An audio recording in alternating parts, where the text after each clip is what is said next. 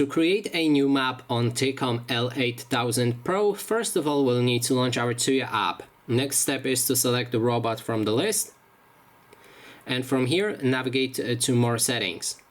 Select the Map Management, and then on the top you can find your current map. In this case I don't have any map selected currently, but what you can do here is save your current map. It will be displayed down below with the map and a number. You can then rename this map to whatever you want, and when it's done, you created a new map, you need to click on Reset button.